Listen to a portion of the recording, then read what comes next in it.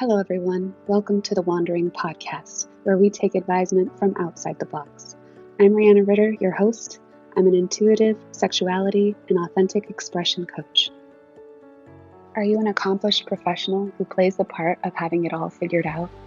Who's strong for everyone else but feels lonely, misunderstood, like you can't tell anybody the truth about how stressed you are, how not passionate you are about your life and all that you've created? I guide my clients to deep, lasting fulfillment. I re-engage them with their bodies, their pleasure, their desire. I help them align to enjoy fulfillment and prosperity in all areas of their lives. Today, we're joined by the unstoppable Jodi Scott, visionary CEO, serial entrepreneur, and co-founder of Green Goo, the plant-based first aid brand she built with her mom and her sister. She's a master at blending science, heart, and hustle with a proven record of scaling purpose-driven businesses. After selling her company and later buying it back through sheer tenacity and grit, Jodi has become a leading voice in conscious leadership, resilience, and the not-so-perfect side of entrepreneurship. She's here to inspire, challenge, and remind us that success is about more than the bottom line. It's about purpose, community, and the courage to start again. Welcome, Jodi. Thank you for being here. Thank you for having me. So nice to be with you. Yeah, wonderful to have this time together. So there are, I have a lot of questions, but Where do we begin? I'm really curious about you selling the company and later buying it back, but we'll get there in a little bit. I'd like to know, you know, who you were as a child, what your upbringing was like, and kind of what led you to build a brand like Green Goo. Oh, that is a great story. I love that you're going back to childhood. That's fun. Thank you. Well, so my mom's sister and I started this company together, and it's not a surprise. So I grew up in the military, and we moved every 3 months to 3 years. And we quickly discovered that our family was our greatest asset because you were always the new kid and you were always terrified. And the three of us, my sister, brother, and I, would huddle up together as we navigated the new move. And of course, the bonding experience of having to leave a place that you love and go on to the next place while, we're in tears driving and missing our friends and dogs in lap and looking at each other and just like holding space for each other. I think it really set the foundation for such a strong family relationship. And, my parents were always just so supportive from move to move. My dad being on the military side, he taught us a lot about integrity and honesty and logistics and economics. It wasn't, and he's a furious reader. So we were constantly being like, okay, what is dad reading today? And I think The Art of War, was a book I read when I was probably like 10. And so getting some early logistics and people operations, I think set the stage for me as a CEO and as a leader. In terms of plant love, so my mom loves plants. And when you move every 3 months to 3 years, the last thing you want to do is plant a big garden and then only have to leave it again. So she did a lot of potted plants. And so we would constantly be moving with all of these potted plants in our van because they couldn't go with the movers. So, you're in the middle of the move, swatting plants as you're crying, annoyed with these plants. And then you're like, okay, well, what is this? And so we became very curious, what she was growing. Interesting that you asked this question. And so, what got my sister and I really into ingredients was we're moving and we're putting the plants in the van, and then we're also putting these boxes of products. And we're like, Mom, like, there's not enough room for us in the plant. Why do we have these boxes of like beauty care products? And by the way, like, you've had these for like 3 or 4 moves. Are you ever going to use them? Like, what is this accumulation of skincare products? And she's like, well, they can't go with the movers. And we're like, why? And she's like, because it's flammable. And we're like, flammable? And we're like, you put stuff that's flammable on your face and on like on your body. We're like, what shampoo Whoa. are we using? What is happening here? And so we got into this long conversation about like how these don't meet the requirement to be in a moving van, and yet we put this stuff on our body. So my sister and I, being high performing athletes, we were competitive swimmers and runners, we were thinking about the food we were eating and fuel and what was, really prompting us to do better. But then all of a sudden we're like, oh, we got to think about labels. And of course, labels were not very structured then. And so that was the catalyst for our clean ingredient passion. Wow. Wow. I mean, I love it's a beautiful picture to see you and your sister and brother like bonding and supporting each other through this all of these moves, like so many. I mean, in my family we had just a lot of sibling conflict, so there were times when we bonded and supported each other, but I would say that more of the time it was conflict, so it's really sweet to picture you guys, leaning on each other and having that family as like this cornerstone of importance in your life. And then, yeah, learning that you're putting flammable products on and in your body is that's it's pretty wild what ingredients have been allowed into what we consume. And still to So, this day, that was a yeah. long time ago. And we have made some progress, but we've got a long ways to go. Yeah, and I love this idea of your mom taking her potted plants everywhere. I've done a couple moves recently and I've been taking my potted plants, and I have this tree over here that like got bent over in the last move, and yesterday I finally just realized I could just straighten the trunk and There you it go. straightened right. Yeah, But for I months I it's been like I have a few of those as I look around right now. And it was funny. I didn't get the luxury of having potted plants because when we first started the company, I was traveling all the time. And so I couldn't water them in a way that the love that they needed. And so when COVID happened and there was less travel, that was one of the first things I did is I was like, I'm going to get potted plants. Like I want plants like my mom.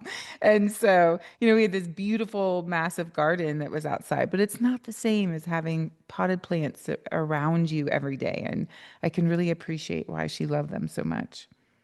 yeah, it's kind of like bringing the outdoors in, like having Yes. nature in your space. I like to feel like I'm kind of in the jungle or the woods inside.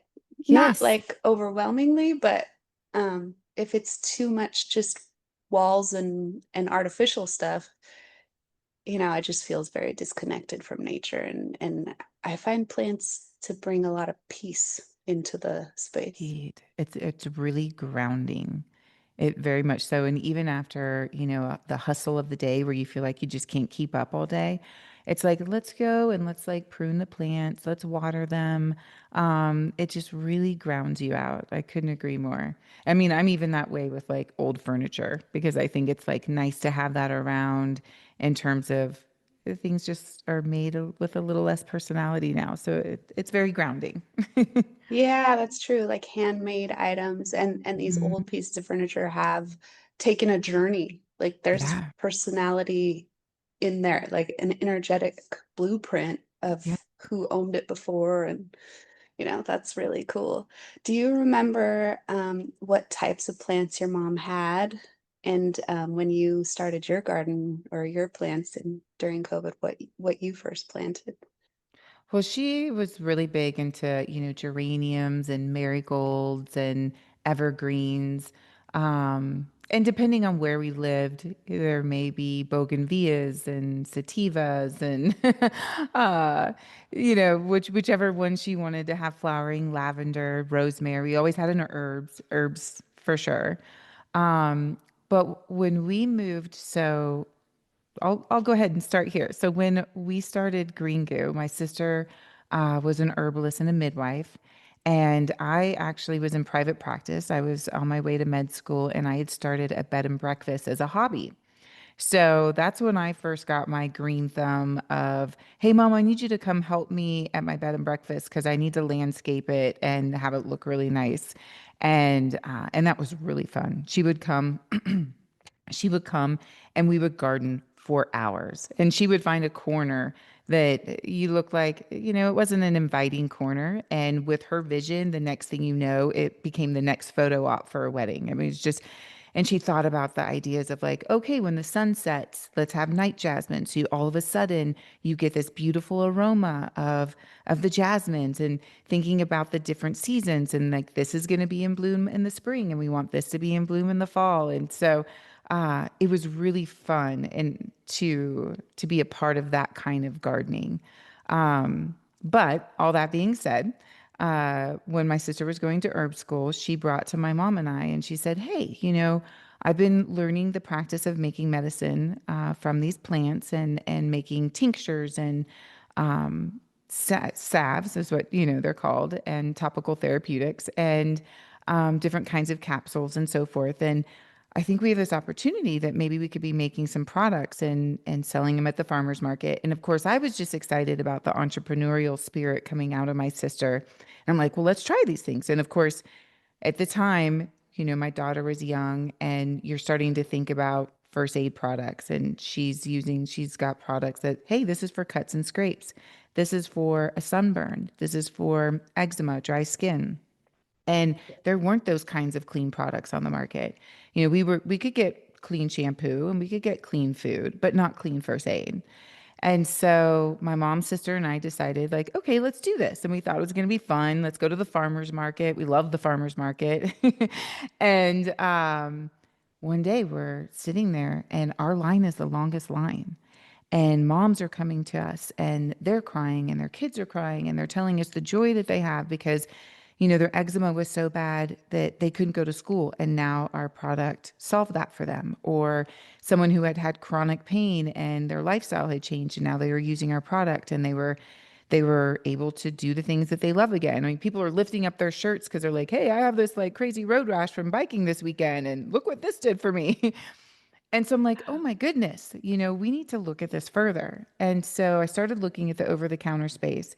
And it just took me that much more passionate about this space, which was the natural consumer was willing to abandon their natural ethos because they were told products like Neosporin and hydrocortisone and calamine were the only products that could get the job done.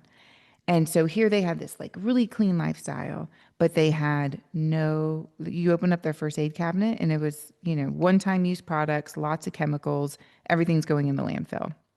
And then the conventional consumer, was not, didn't care about the ingredients, but they wanted something that worked better. They found going to the doctor an inconvenience and everything that was available over the counter just didn't work. And so that's when we huddled up and we said, what if we can make plant-based solutions that are superior in performance first? They're going to work better than anything else on the market. And then, oh, by the way, they're also natural and they also are sustainable.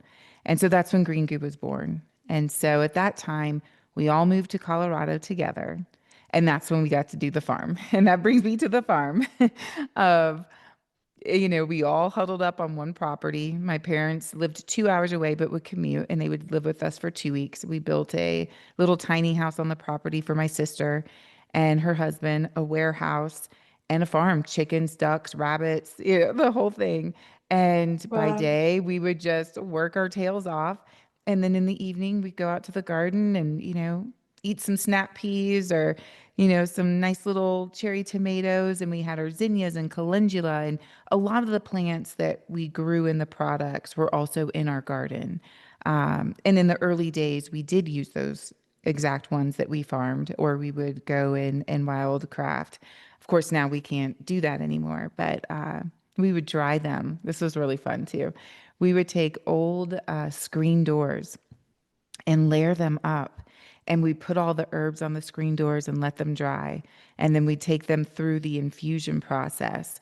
And we would do the full moon cycle. And so you'd see these large vats of oils and herbs, and they're a beautiful sight to see. Wow. Wow. That sounds just magical. So It was. I mean, and yet being in business with your sister and your mom and now all living together on a farm, were there conflicts? Were there Always. challenges? Definitely.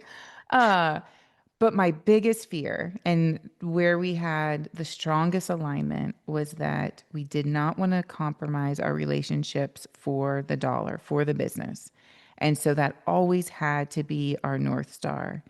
And in the early days in starting the business and starting to see the friction and the conflict and feeling that shift in the relationship where you were processing more and it wasn't productive, but it also was damaging to the relationship. That's when we really started seeking outside resources. So I started visiting with other families who had family businesses, people who coached or even banked and financed family businesses, therapists, and said, okay, give us the tools because we don't want to be in a state of reaction. We want to be proactive. Let's stay ahead of this. And so we got some really great tips and went through, these processes. And one of them was, and we all had very clear roles within the company. And now we have my husband working for the company who came from tech IT and project management. My sister's husband's now working for the company who came from like human resources, managing people and nonprofit. And so he became supply chain and logistics. And so where we saw friction is when you didn't give the team member, aka the family member, the autonomy to do their job and made assumptions that they weren't going to do, or you brought in, some personal. I grew up with my sister and I know my sister always does X. Is she going to do that while Mhm. she's, doing her formulations? And we Yeah. had to really give each other the trust and the autonomy to go do what they needed to do and follow what would be a very structured business model, how you would treat another employee and take them through that process as well. And then that, each of those team members, again, AKA the family member, had to trust that I was going to follow that process as well. So if I had to take them to a disciplinary moment, which was few and far between, they knew that that process was consistent and fair across the board and for the best interest of the company and wasn't personal. And so by creating those structures, it really prevented a lot of dysfunction and chaos. And we were able to be very productive. And people would ask, they go, how is it that you can work all day long and then you guys are having like evening dinners together? Like, how do you even find joy in that? And I'm like, we actually don't work that much with each other throughout the day. We're getting the things done, leaning on each other's in a systems format. We just want to hang out and laugh and debrief. And I think at the leadership level, for me, was probably the most challenging because I couldn't share with them every challenge I was having or every concern. I couldn't talk to them about other employees. And so I had to also find a resource and a place for that in order for me to have a container that was safe and productive. And they also had to respect that there were limitations to some of that communication. And so there was just that continued respect. Um, and so in the early days, challenging. But as we progressed through exercising that on a regular basis, it was it wasn't bad. Like not even it wasn't bad. It was great, and it made our relationships even stronger.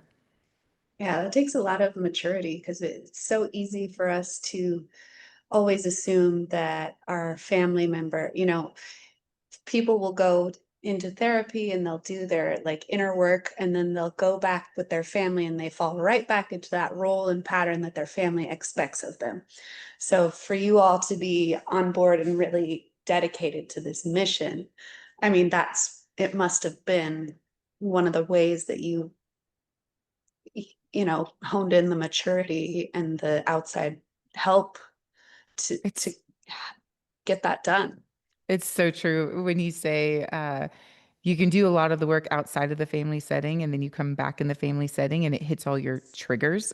and Yeah. and I'll never forget sitting down with my sister, and we both said, okay. You know, you don't have to be the funny one or the pretty one or the smart one. We don't have to somehow delineate these. Be who we want to be our authentic selves, and we can share that space together.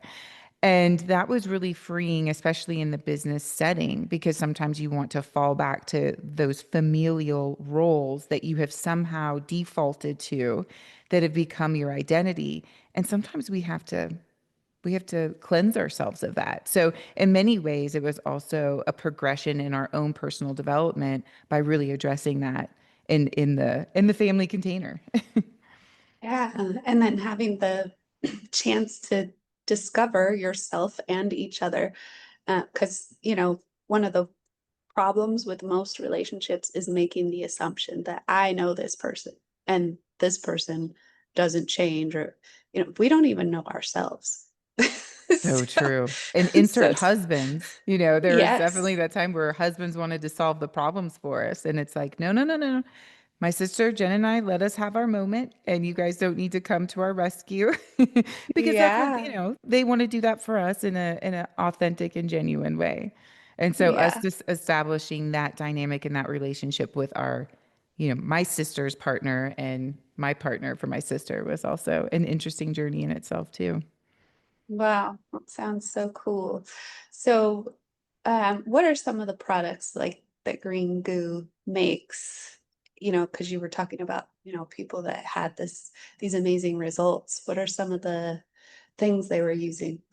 And I'm going to highlight as we go into the products. So, kind of bringing back the farming and the herbs and the drying and what we did, something that is so distinctly different about Green Goo relative to anything you find on the market is that we've maintained that process.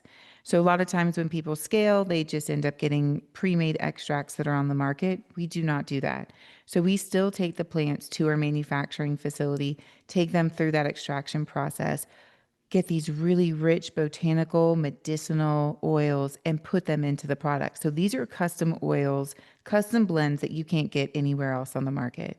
And they're very strategically and intentionally formed because yarrow by itself is an astringent, and plantain by itself does wound care. But when you put them both together, they increase blood flow, they increase oxygen to the wound site, and they improve healing. And so that botanical profile together is very complementary. What we're most known for is our Green Goo First Aid. So this is our topical antiseptic that is your traditional sort of Neosporin alternative. What we wanted to do to be different with this product is it is your first aid kit in one little tin. So it is for cuts and scrapes, but bug bites, bee stings, abrasions, chafing, blisters, ingrown toenails. You can even use it for poison. I think I said poison ivy, but even poison ivy and cold sores. Speeds up the healing, takes the sting and the itch out, and slows down the bleeding. And so what's wonderful about that is kids, for example, they get a scrape. It's typically the Band-Aid routine, right? By the time they get Yeah. to the Band-Aid, the pain is gone, but they don't know that. So because the fact it actually takes the sting and the pain out, you can hand the kiddos a tin of green goo and they can go through and do the goo on them like by themselves, which is really neat. And once you have portable first aid with you, you don't realize how useful it is. Where you're constantly just picking up the tin, using it for all these different inconveniences that happen. And then you're actually consuming it. So you're not one time use, throwing it away in a year once it's expired and yuck. And it's got 13, 14 herbs in it. I mean, it's such a beautiful botanical profile. And then you kind of become like a prescriber yourself. So you have it, and then you run into someone and they get a cut or something happens, and you're like, "Oh, I got the goo." You're constantly. I was on the airplane the other day, and this guy was sitting next to me, and he goes, "I'm sorry, I know you were working, and this is a little intrusive for you to know that I know what you were working on." He's like, "But do you work with Green Goo?" And I was like, "Yeah." And he's like, goes into his backpack, pulls out a beat up tin of green goo, and goes, I do not leave home without this. He's like, please never stop making this. He's like, I give it to my kids, my dog, like it's everywhere with us. And it was the perfect day because I needed that. That was during the buyback phase. And it was like, thank you for reminding me that I can get up and fight for this every day. Oh my gosh, that's so fun and cool to have people pulling it out, they don't leave the house without it. So Special. that leads us to that question about selling it. and then buying it back. How did that happen? Yeah, so we had been building this company and recognizing that it was going to require a lot more investment to keep up and compete with the big players in this space. You're talking about the top five biggest companies in the world who own the OTC space. And we had been bootstrapping it and taking small investments and we were like, we need a big player and we need resources. So in selling it, it was never intended that we were going to leave. This was a long-term play for us, if you will. But then it would allow us the ability to expand globally and have the resources to compete. I mean, they say that Neosporin, it was 30 years before they ever, were an established brand. So Yeah. Wow. we're in this for the long haul, and very soon during that partnership, their largest shareholder was raided by the feds, and they had a number of investigations and allegations that eventually came to the surface, and they ultimately lost their financing and became delisted. And so we spent 18 months in that journey buying back the company. And it was a really tough, tough time. We went from this high of, yes, like we can kind of take a little bit of the weight off our shoulders and we can just go and crush this thing, and to like almost losing our homes and not being able to pay our bills. And all of us had invested all of our personal financial resources and so forth into this, and family and extended family, and then going, oh my gosh, did my entire family just lose their things that they had saved their entire lives in helping us build this company? And it was crushing. It was how do I wake up and keep fighting, and what am I fighting for? And thankfully, it was really the customers, that individual on the plane, that reminded me of how special these products were and are. I have Jane Doe number one, who was the first person pulled from the World Trade Center, and this was the only product that worked for her in her opioid withdrawal. John Hopkins has been using these products for over a decade in their scleroderma and skin condition department. I have families, quadriplegic children, and they're saying, this is the only product that is safe for us that actually works. So these are the emails I'm getting from people like, we need this product, we need it back. And it was tough. It was, and for me, outside of obviously feeling like the whole world was crashing, the beauty that came from it is so hard to describe, because your definition of success changes, your definition of resilience changes, and how you structure your day. I mean, the first 10 years of building this business was very much fight or flight, go, go, go, go, go. And all of a sudden, I'm like, the world is exploding and I have to move through this and find the resilience and the fortitude and the tenacity and the passion to keep going when you just don't want to. Like, you don't even want to get out of bed. Like, you lose your identity, you lose your sense of purpose. This has been our purpose for, the last 10 years. And so I had to really dig deep and get present and start just working on rebuilding myself first, which was such a gift. And it was so special how many people came to the table to teach me different exercises, even throughout the day, to build mental stability. And then from there, mental resilience.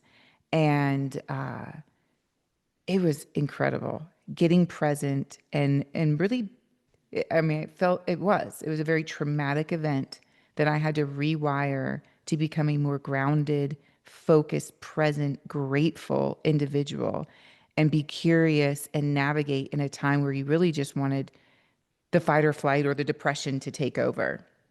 And Mm. going through that exercise on a regular basis and having my daughter, like, it could almost bring me to tears. I have a nephew who lives with me who's adopted from Ethiopia when he was 12, and he's been living with us for the last 5 years, and my daughter, and they watched me just cry, not know what I'm going to do, financially be creative. I mean, at one point, my daughter's like, why is there all this garbage at the front door of the recycling? I'm like, because I can't afford for the garbage to get picked up this week. It's like that. She's like, wow. And for them to experience that and then for us to get on the other side and some of the skills and the tools that I was learning, whether it was breath work, cold plunging, putting my feet on the ground and just taking 30 seconds and getting present, um, being curious, being empathetic with myself, with others, and doing these exercises, self-care, things that I wouldn't give myself permission to do the first time building the company. Now I see them doing it and I see them more Mm. grounded. And they also got to see mom move through a really tough time and get on the other side. And I told my husband, I guess, like, if that is the gift that comes from all of this, then like that was worth it. Um, but it wasn't fun. Yeah. No, no. Was not fun. But it is amazing for kids to be able to witness their parents not acting perfect all the time. Because so much of the time we're trying to shield them from everything because we think that that's doing them a favor. Like that's age appropriate, and I don't want my kid to be stressed. But then they're not in touch with reality. And when they can actually see you successful, oh, we're having a slump. Oh, we're on the other side of it. Like that's just a cyclical nature of life. And I think that everybody goes through it at one point or another. Maybe it's not always financial, maybe it's some other way, but um, and then for them to have those tools that young and to learn what presence looks like is a huge gift. It's amazing. And sharing with them that, guys, this might not be the hardest thing I do in my life, but what I'm learning is how to move through this. And by being present, I also am more aware of the next decision I need to make based on good information and not letting my nervous system take over. Um, and And then, their eyes got really big. This isn't the hardest thing you'll ever experience. I'm like, we don't know. But what's great Yeah. is I'm learning the tools. And so, what I hope for you guys is that you get to learn these skills sooner because it will help you move through some tough times and also gain so much wisdom. I was like, I have cultivated so much. And even during the more difficult times and the last segment of the final days of getting the company back and then starting the reboot and going, oh my gosh, I'm a dinosaur, what am I doing, you know um it was still one of the greatest joys of my life. And even though it was one of the hardest, and I wish I could tell my younger self when I was building Green Goo the first time around to have these skills because I didn't love it every day. It was like it was a struggle, that it didn't have to be. I could still have executed and got all the things done, but if I had changed my mindset, I would have just gotten so much more joy from the day to day. And that can be done. Yeah. I think that we all, maybe not all, but many of us grow up being taught that struggle is noble and suffering means you earned it. And if you earned it, then you're more valid. Like how many celebrities or people who have a lot of success, people will hate them now that they're famous and be like, well, you had everything handed to you. And then they have to be like, well, no, I had to work really hard for it. And so So to true. actually recognize that it's not really hard work and suffering that creates success. Right. It It's doesn't have to be. no, it's more presence and Hmm. alignment and like Yes. really being aligned with your authenticity and having the why behind it and then having presence so that you can be clear and effective and enjoy the journey instead of making everybody feel like you worked so hard for it, so that Right. means you're worthy of it. Like Right. to know that you're worthy of it just because you exist. Yes. And then that perception of that you didn't work hard for it, so then therefore you're not worthy for it of it. Yeah. Yeah. So I'm a That's better a mother, a better partner, a better leader. And, I was doing my cold plunge the other day as I'm feeling it and getting my breath work and going, wow, what a gift. And yeah, so here we are. Yeah, yeah. So you mentioned the word dinosaur, like when you were buying it back, and did you have to change a bunch of processes and systems? Like, what did you learn about your company after you got it back? That And I'll rewind to give some context. I mean, I had less than 24 hours to fire my entire team, including my mom and sister, and my team of 40 plus employees that had been with me from some of them from day one. Some of them were other family members. Some of them were college roommates. Some had changed their careers to be with us. And yeah, that kind of like when you're talking about hitting that rock bottom feeling. And so 2.0, you don't have 45 employees anymore. And you have to start bootstrapping it the same way you did when you started, and you have that sort of imposter moment for sure, where you're like, I'm not good enough to do this. I don't have the skill set to do this. What am I thinking? And of course, getting back into the moment and saying, okay, let's, thank you. Let's explore it. Don't put your hand on the hot stove for too long. I'm not denying the human experience of questioning myself. Maybe there's something curious I can learn from this. And then, great, let's navigate. Let's figure out what you're going to do. And so it's very much, my mom, sister, and I, my husband, we have day jobs that we have to do in order to do the green goo, and it's work during the day to keep the roof over our head, and every other hour of the day is green goo again.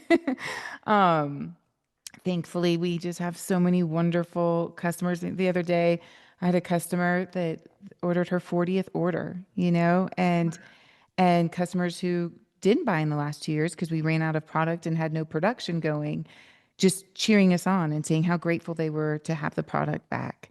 And those are the little nuggets that get us through the day. And of course, we're not going to go to every store again. That's not where we are today. That may change later. I really want to serve the customers who have been with us for a long time, and of course, introduce this to many more people that I hope will find the benefits that everyone else has found in these amazing products. I'll say when my sister and I were like, "Do we buy it back? What do we do? Oh my gosh!" And then we were like, well, what do we do if we don't have these products? And my sister and I were like, well, we're definitely going to be making them for ourselves again because we can't live without them. And then that was kind of yeah. like the light bulb moment of like, okay, we have to fight for this because there's just nothing else like it. Um, so yeah, we will see. And we're very slowly getting back in stock. We still don't have everything in stock, but we are inching our way in. And yeah, Do you still have the farm, and how do you, when you scale, maintain that process? Because that is something that is a lot of companies lose their integrity and the quality of their products when they don't do that. yeah, that is a deal breaker for us in terms of the process. We will continue to do that process, and thankfully we had that built over the last 10 years, and we'll continue to make the products and the ingredients.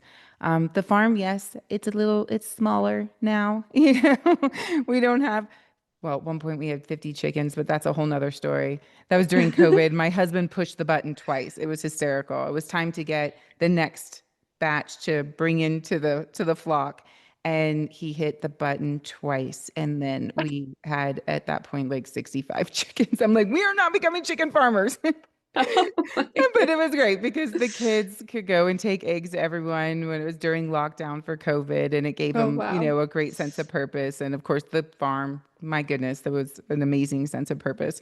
My daughter would set up a little food truck, and then my niece and her would sell us happy hour snacks, in the garden, Oh, how fun. and it was very sweet. So, yeah, it's just a little bit smaller, but there's no way we can't be around, to bring it back to the beginning of our conversation, be around plants and cultivating that and touching it and feeling it in the spirit of the plants.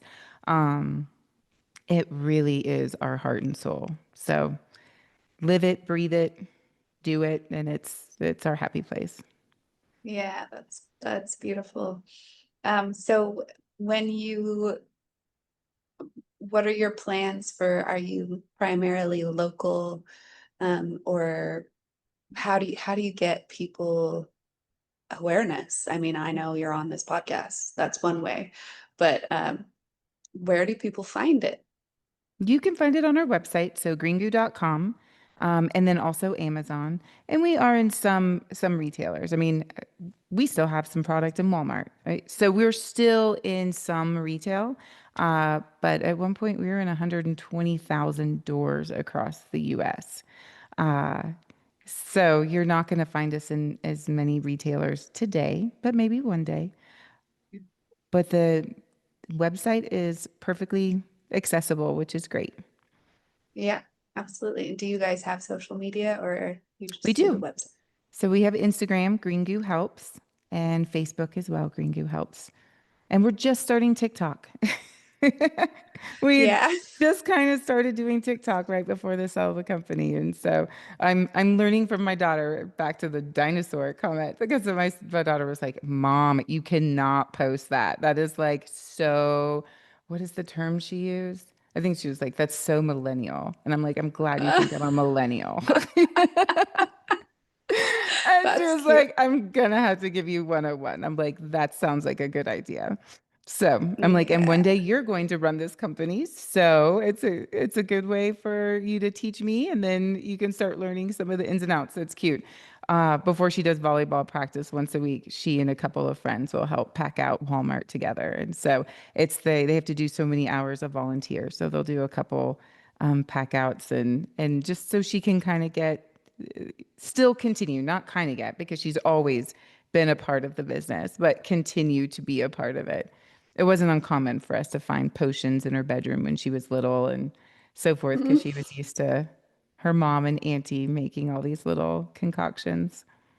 How fun. That's so cool. Well, I hear that the thing that really works in advertising now on social media is the process, the back side of the, final product. Do you guys document like yourselves with the plants or any of that kind of stuff? It's funny. We should do more of that. And we're pretty shy and have always kind of hidden behind the products. And I did a Forbes interview a handful of years ago, and we were talking about the products. And then somehow there was this segue where we started talking about the family. And he was like, wait, wait, wait, wait, wait. Let's go back to this. You guys like all live on this. Wait, wait, what? And what's the process? And I'm like, well, let's get back to the product. Like this thing is so great for your wounds. And he's like, no, I want to get back to this. And he's like, you really should share this story more. And my sister and I were Yeah. like, oh no, like we just, and so in the 2.0, we did a pinky promise that we were like, so many customers came to us cheering us on and just so passionate about the products and passionate about the people behind the products that we were like, this is more than just the products going forward. We need to share our story. We need to share our learnings. If we can help an entrepreneur along the way, then we've done more good work. If we can teach mindfulness and positive intelligence at a young age. My mom and I just finished writing some kids books together that are gonna come out. She's Oh, illustrating cool. them, and it's really teaching kids, the how to integrate mindset and positive intelligence at a young age, and and we feel just so much more committed to this mission and vision of our mission has always been spread goodness, but it's just like taking it to a whole deeper level than just the products. So you'll I'll get my sister out here soon. She's Yeah. coming. We were doing some pictures earlier today, and I'm like, come on, girl. You're beautiful and amazing soul. The world needs to see you. Yeah, absolutely. I love this story. And so just tell us again where to find it and what are your plans for like in order to keep the process scalable? Like how slowly do you have to take the growth? Yeah. So greengoo.com. And our growth will just be as much as we can support it and fund it. We won't stop the process. Everything is still made in small batches. So there's going to be out of stocks, and there'll be out of stocks probably the entire time, we are in business, but we will be always working hard to get things back in stock. And that way, that you're always getting the quality that you're getting. And we've got a pretty good art. As long as we can fund it, we've got a pretty good art to staying in stock. But we're going to be bootstrapping this thing, and we know it's for the long game. And we want to make sure that we're always bringing these products to people for as long as they want them. That's beautiful. And I think it's important for us to remember as consumers, like now compromises quality. And sometimes we might have to wait a little bit, be a little patient. Like Good when you point. plant a seed, it doesn't just grow. Like sometimes you have to wait. And all of us, I think, are in a season of having to relearn patience, even though things are moving faster and faster. I am certainly in that season in my life. So true. It is so true. Thank you for that. I'm going to sit with that more too, because I think that as I think about the 2.0 and the entrepreneur I was before and the person that I am today, and giving that self-care not just to myself, but to the products and to the customers. And yes, we're going to protect the integrity, but also that grace around, yeah, maintaining that and being okay with that in a very now society. So thank you. Yeah, absolutely. It's been wonderful having you. Thank you for sharing your story and your product, and can't wait to try it and see more of the behind the scenes and all of Thank that. you. It's been an absolute treat to be with you. I appreciate it.